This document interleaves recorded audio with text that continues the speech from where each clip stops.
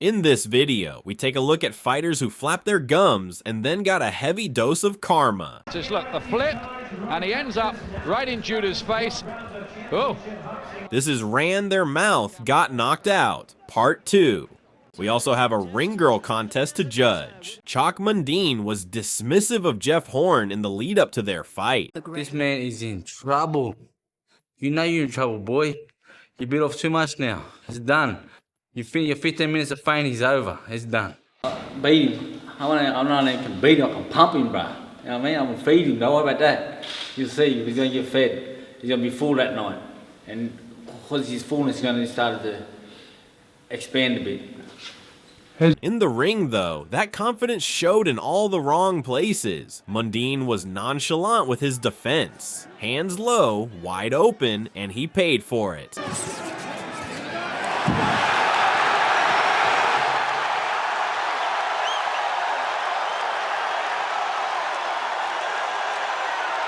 It's all over! He took a big left hook, and watch how his head bounces clean off the canvas. Once again, Mundine was humbled the old-fashioned way by getting knocked out. I'm pumping, bro. You know what I mean? I'm gonna feed him. Don't worry about that. You'll see. He's gonna get fed. He's gonna be full that night. And because his fullness is gonna start to expand a bit. We begin with contestant number 1, representing Crutchfield Investigators in Beverly Hills, California. How about a hand for Lydia? Lydia's 21. She's from Santa Monica, 36, 24, 34. Honors graduate from high school. She'd like to become internationally known as a model in both print and fashion, and she'd like to be a legal secretary. Manuel Charr made a few cocky gestures toward Povetkin during their fight. Your typical tough guy routine. Whenever Povetkin landed clean, Charr would scream or throw his arms in the air like a gladiator trying to intimidate his opponent. In his mind, he was showing dominance, letting Povetkin know he wasn't hurt.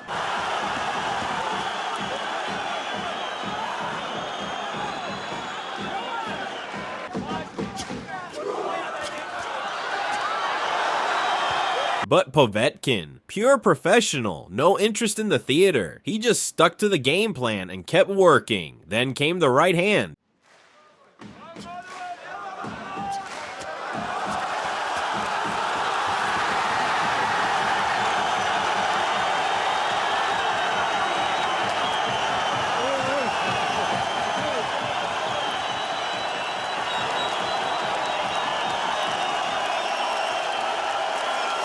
Absolutely brutal. It nearly spun Charr's head around and dropped him flat. Povetkin didn't need gestures. His fists made the point, and after that shot, the posturing was over. Turns out the canvas doesn't care how loud you screamed.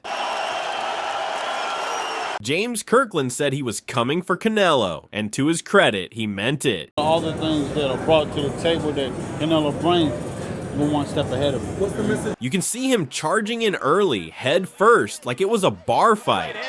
And when he gets knocked down, sometimes it's because Kirkland squares. But Canelo was the more skilled fighter by some distance. Landing the big shot, knowing Right hand, down goes Kirkland. Minutes still to go in the first round. Possible opportunity for a first round knockout by Canelo. Hey, stay there. Come here, come here, come here, come here. Canelo's power was real, and every time he landed clean, Kirkland felt it. You could see it. Uppercut continues to land. There's a perfect straight right hand, and Shorely's going to stop the fight. What a performance by Canelo Alvarez. Maybe all things considered, the most electrifying of Canelo Alvarez's career. The final right hand was brutal, loaded up, obvious, even telegraphed, but the gap in class was so wide, it didn't matter. down, and if you can get knocked down like that, it's not as hard to knock you out if you keep working the body shots. If you watch his attack, Canelo... I always thought Kirkland was at his best when he was with trainer Ann Wolfe. She pushed him hard, maybe too hard, but it worked. Before this fight, he'd had enough and walked away. As for how that turned out, Ann had her own opinion, and she wasn't shy about it. This ain't no bull. I can't believe somebody told me they can't believe I talked to him like that. Would you rather me say, God damn it, run your up the street or be on your with your nuts in the air?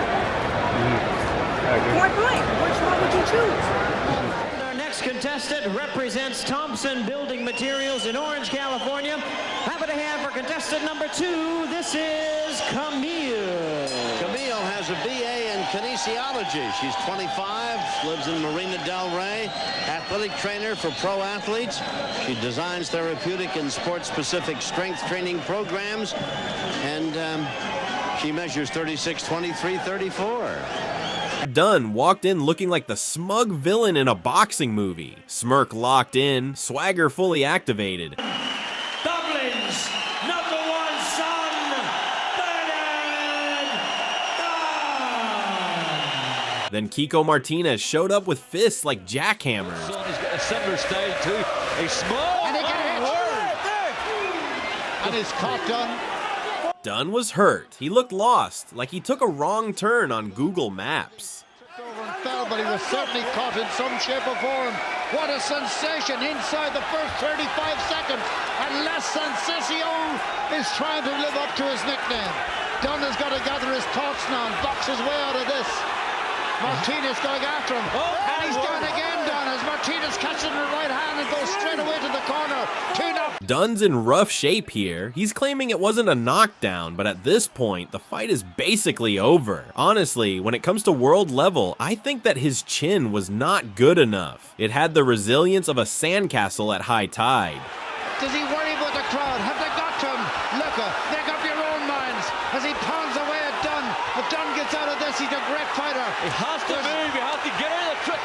He doesn't want to stand on trainer. He's getting going to get hurt. It's all over. It could be all over. It's all over. Terry O'Connor has stepped in. 1.5 minutes gone, and Dunn is rocking. He's down, and Martinez is the champion of Europe at super bantamweight. Sensational finish. 1.5 minutes is all it lasted. Maybe 1 minute and 29. My good old. Afterwards, he still seemed dazed, probably wondering what bus just hit him. Spoiler, it was named Kiko. Bernard Dunn at this stage, as we look at it in replay, there's no doubt about he was caught. With the Spanish people, the Kiko Martinez family went up to 15th. Junior Witter came at Zab Judah with full sass mode. He ends up right in Judah's face. Oh, there's the first round before it starts. Talking, showboating, treating the fight like stand-up comedy night. Just trying to stay out the way, not really doing much by way of throwing punches himself, Witter. Stop talking, says Roy Francis. Watch this, look at him look out of the ring here. Look, he's not looking at Zab Judah. He's in a world championship fight. What is he doing? Well, it's amazing, but notice. Judah wasn't laughing. His left hand did the talking, and Witter started running like there was a fire drill. Again, he's looking out the ring. Look at him, Witter. He's looking up in about row, I don't know, Z somewhere. Witter's not standing with him and fighting. Witter's on a constant movement course, so that's difficult. Oh, gum shield knocked out by the left hand. Witter, problem there, and a right. Now he's in a spot of bother. That was a biggish shot. Now this is the first real crisis in the fight for Witter. In his prime, Judah's left hand moved like Malcolm X in a debate. Quick, deliberate, and impossible to dodge. It was a spectacular shot in more ways than one. The punch and the camera work. Look at that. Witter fought so negatively, the crowd wanted a refund. He was banned from American TV because they prefer fighters who actually fight, not those who audition for hide and seek. Judah. And our next contestant is representing Willig Freight Line in Los Angeles. Happy to have for number 3, this is Lisa. Lisa's 22 from the city of Torrance, 34, 24-34, El Camino College. She's going to law school. She'd like to become a corporate attorney. She's 22. Arthur Spilka got right up in Lucas's face during the face-off, jawing at him, throwing threats, promising a knockout like he'd already written the script. Lucas, on the other hand, is the quiet type. He prefers to have those conversations in the ring. And the cocky Szpilka didn't last long. He was down early, and it quickly became clear he had no answer for Lucas's combination punching. Znów trafia lewym sierpowym teraz. Jest prawy sierpowy. Początek końca, proszę Państwa. To jest początek końca. To już jest zraniony. Szpilka jest. Nie, to już jest koniec. On tutaj się z tego nie wygrzebie. Minuta. Lucas fought like a man possessed, relentless, sharp, and mean. What followed was an old-fashioned beatdown. After all that talk at the weigh-in, there was a certain poetry in watching Szpilka get punched into silence. Łukasz Różański wygrywa ten pojedynek w wielkim stylu. Po co jest wymiana, kiedy można uciec nogami? Kiedy prawy, lewy, to wchodziło za każdym razem. Sklinczować, coś zrobić, no ale nie zdawać się. When Carl Thompson stepped in with Sebastian Rothman for the cruiserweight crown, it looked like a Netflix special titled Old Man Gets Mugged. To show signs of wear and tear. Oh, what a good right hand. Thompson had to hold on. 4, 5, 6, 7, 8. Rothman realized early he was the slicker boxer and promptly started doing everything but moonwalking. To do both at the end of that last run. This is where Thompson wants Rothman, and Rothman saying, come on. He was having his way, like a cat toying with a ball of yarn. Rothman looking for one big finish. Shows it to Thompson. Doesn't quite deliver. Not a lot behind it. Tries it again. Gets caught on the counter. Is that going to be there in front of him? And again, Rothman starting to fancy this a little bit. Maybe senses that Thompson has not that much left. Thompson at 40 looked like he needed a cup of tea and a nap. Got the left up just in time. Well, Thompson is absolutely exhausted. It did hurt. Thompson is exhausted. He's tired, and Rothman's really going for him now. I'm not sure Thompson has a great deal left. Richie Davis is having a good look. He certainly won't allow Thompson to get himself hurt. He may just survive the end of this run. Oh, what a shot from Thompson! Right hand. Oh, what can you say? Oh, ye of little faith. He's not going to make it, is he? He's up at 8. He's up at 8. He stopped it. He stopped it. This is absolutely extraordinary. Then boom, Thompson detonated a right hand that turned Rothman into a meme. That shot, what an absolute belter that was. Look what Carl Thompson does. You know, I was just about to say the referee should stop this fight on a compassionate act. Face planted like a drunk uncle at a wedding. Punch of a lifetime and absolutely destroys Rothman. He's knocked him cold. Moral of the story, don't floss in front of a lion, even an old one. Number 4 is representing Hurricanes Bar and Grill in Huntington Beach, California. Introducing number 4, Renee. Renee's 24 from Huntington Beach, 36, 24, 35. She's a student at Golden West College, and she'd like to travel the world. I will knock out Vladimir Klitschko. End of story. Deep down in his heart, he knows it. David Haye had a lot to say before his fight with Vladimir Klitschko. The trash talk was relentless, and to be fair, it worked. He sold the fight brilliantly and built up massive interest. Fight the main man, and that's me. Fight the haymaker. The haymaker's coming for you, trust me. You can hide, don't hide. Why are you running for? Don't hide, come and fight. Don't hide, come and fight. I can't. Bring the fight.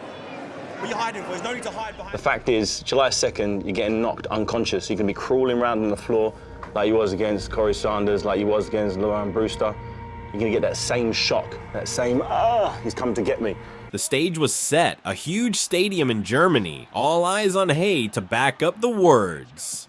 What followed, though, was extremely disappointing. In the last minute of the round again, David has it. Oh, good right hand! Good shot from Klitschko. Haye this time wants to hold on. Haye lost almost every round and fought like a man more interested in survival than victory. After all that big talk, it was embarrassing.